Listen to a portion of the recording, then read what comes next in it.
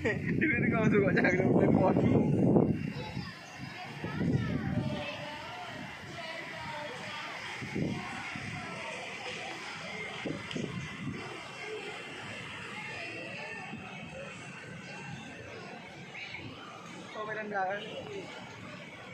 Alhamdulillah pemirsa, ini kami sudah sampai di puncak Menara Merah Putih Kota Sabang.